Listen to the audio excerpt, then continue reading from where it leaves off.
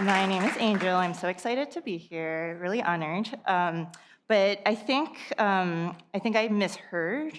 I heard that there were agents in the room, but I think they meant Asians in this room. But I still printed out my headshot. So can you? I only have one, so can you pass it around? If there are agents in this room, please. So I'm Asian. Thank you. My parents are Asian, and my parents are also immigrants. Anyone have immigrant parents? Yeah. It's hard, right? It's like really hard growing up with them. Especially my parents, really hard. So I'll give you some examples of how my parents are different from your parents. So you're probably like, I had my first kiss when I was 5 years old, and my mom thought it was so cute. My parents wanted me to date after I got married. You're probably like, oh, my parents wanted me to move out of the house right after college. My parents wanted me to live with them until they die, or until I die, whichever comes first. You're like, my mom took away my allowance because I didn't clean my room. My mom once smacked my head and said that she would rather give birth to a piece of char siu than to me, because at least a piece of pork had nutrients, and I am useless because I didn't clean my room. And side note, I thought, even though I was terrified, I thought my mom made that up. And I was like, that's really good poetry. But actually, thanks to social media, she didn't make it up. Apparently, all Cantonese parents say that to their kids. So I'm not sure if that's good or bad. Anyway, as you can see, I have a lot of shame and insecurities. So I thought it would be fun to share the things that I'm embarrassed of and ashamed of, and maybe you guys can relate, so I don't feel as alone. Do you mind if we? Okay, thank you. So if you can relate, just raise your hand or shout, make some noise. Okay, so the first shame I have is spreadsheets. I love spreadsheets. Yeah. I do feel like making your spreadsheets is like making your fart. Like you're the only one who likes the smell of it, I love a hot buffet. Okay, some people. I love it because I get so indecisive, and as you can see, I have mashed potatoes next to guacamole, a corner piece of lasagna, 2 wings, and 3 broccoli for health. When I commute, usually I lock eyes with the first person I see, and then I'm like, we have to change lives, and then I live my whole commute through that person, and they live through mine, and then I'm like, wow, this is what it's like to be a man. Anyone else do that? No? Okay, great, that's fine. That's one. Hoarding clothes. Anyone have trouble letting go of their clothes? So I keep a lot of clothes because I feel like, like this shirt from 5th grade, if I lose some weight, I could probably still fit in it. If this sweater has a hole in the armpit, but what if, a whole armpit is a trend? Like, I gotta keep it, right? And then there's like pants and socks and coats. I still have all of them. It's okay. I also keep a lot of cables. I have a whole bag of cables that, what if the fire wire comes back? So I put them in a whole bag, and then they're above my sink cabinet, and I can't even reach it, so it's just up there, out of sight, out of mind, Here's my meditation room. That it turned into my junk room. And I did start cleaning it, I really did, the other day, and actually found a lot of like fun things like photos and home videos and like artwork I did as a child, Do you want to see those things that I found? Okay. So first, here's some baby pictures. More baby pictures. These are my parents. As you can see, I like the vase more than my parents. Here's me, my mom, and my afro face. We don't have to talk about it. That is a picture of my sister, racist. It's not me. And that's a picture of a general Asian girl holding a stone. Not me, racist. So I did also find my birth photo. So here I am.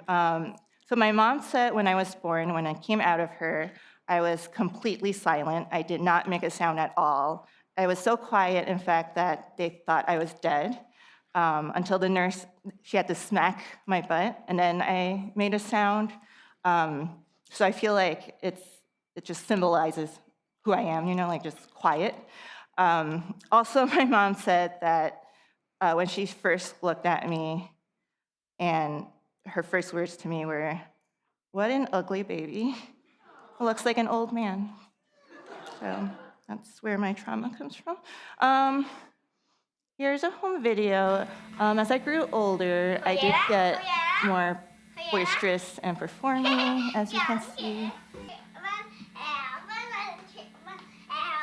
I hope you like my original song, Alvin and the Chipmunks. But then when I entered society, I became closed off. I was shut down. I'm like dead inside, as you can see. And I was wondering what happened. Like as I'm growing older, I kept growing like inwards.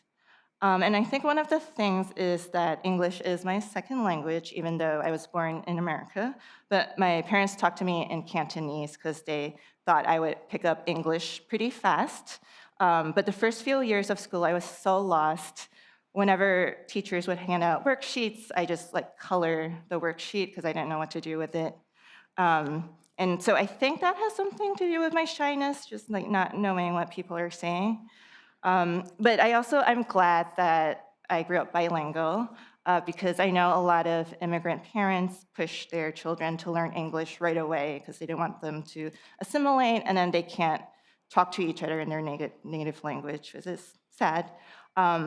So at least, I could talk to my parents, and we could tell each other, "I love you." I'm just kidding, Asian families don't say "I love you." We would never say that. And then when I got a good handle of English language, I wrote a story about diversity. And I guess diversity meant people with different hair and different colored clothes. I also found this kind of sad. I think I was like 13. My best friend is myself, I wrote. Anyone else best friend themselves? No? Okay. Oh, one. Okay, great. Perfect. Thank you. Here's a sad song I wrote called Forever Depressed. And if you want to see what I looked like when I wrote this, here it is. That's what I looked like. Do you remember that fashion? Like Jenko pants, baby G watch, just like a permanent sad face. Also, do you remember, I think during that time, there was this fashion, like eating utensils in people's hair, and like a Chinese takeout box as like a little purse, or just dragons. And then there's also a lot of people who wear this kind of dress, And at the time, I didn't really think anything of it. I was just like, that's cool that they're just wearing this as casual fashion.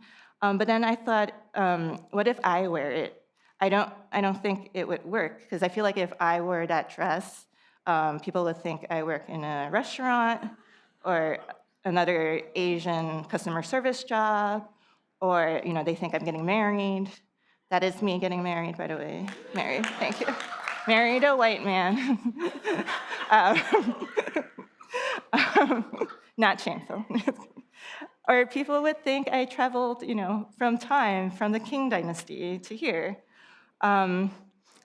because then I was thinking, what's the equivalent of it? I think it would be if I wore a 17th century American outfit as casual fashion, like with a spork in my hair and like a pizza delivery box as a purse.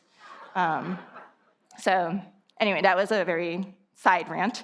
So I was born quiet, then I loved to sing, and then I became introverted again, and now I'm doing comedy. Like, how did that happen? I don't know either, but let's explore. I think by the time I was in high school, I did want to like make a mark and show people that I exist. So I ran for student government, and I made a 5-minute speech. I just wanted to make that 5-minute speech to show people how cool I am. And the only thing I could think of was to sing a song that rhymed with my last name. I'll give you an example. Every time you eat a cow, every time you fall down and say, ow, ooh, vote for Angel Yau. So, thank you. Won't sing the rest of the song, but it rhymes. And then after my speech, I was hoping that I would get so many compliments, but I didn't really. And I remember one comment. This girl came up to me and said, wow, Angels, you have balls. And I was like, oh, great, what every teenage girl wants, balls. So then I took my balls, that's the song that I sang. I took my balls to college, and I studied film. I lied to my parents. I told them I was studying education, which looking back does not make sense at all. But I studied film. I was getting more into my creative side. I found my voice more and more, and I wanted to express it more and more. Because as you can see, I fit right in, among all these group of people. And then I kept going after college, because still today, even in introduction, people would look at me and they're like, you're a comedian, you're not loud or confident. And I feel like I want to make the statement of you don't have to be those things to be a comedian, to like tell your story. Comedians come in all shapes and sizes, but they're all depressed. That's one thing we all have in common. And I just wanted to show you, I did a diversity stand-up competition. Only Asian, only women there. I did not win, so. So I wanted to go back to the story I wrote when I was 10. I looked at it again, and so even with my own book, I saw that I wrote that the main character had blonde straight hair, sky blue eyes, and tanned white skin, and that the birthday was March 20th. And that's so not me. Like, I'm not an Aries, so I don't even know why I put March 20th. But I did felt, when I was little, writing stories, that if the main character had like a Chinese name like mine, then kids would automatically think that character is an immigrant or doesn't know English, or just how they look, because they have a preconception of who they are. So then I thought if my characters' names are like Amanda Smith or Barbie Doll Johnson, and their American name, then they can put themselves in that character. And the main thing I wanted was people to connect to my stories. But then I also thought that, like there's so many stories out there who are not like me, and I still connect with them.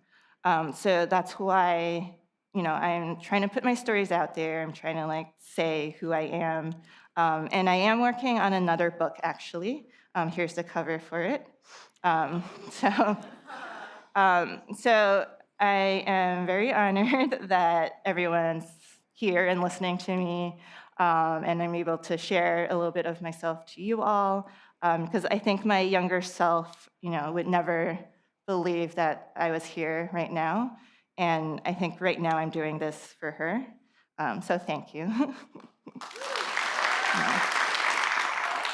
Thank you. So that's not me, that's my sister. Racist, that's me. All right, thank you.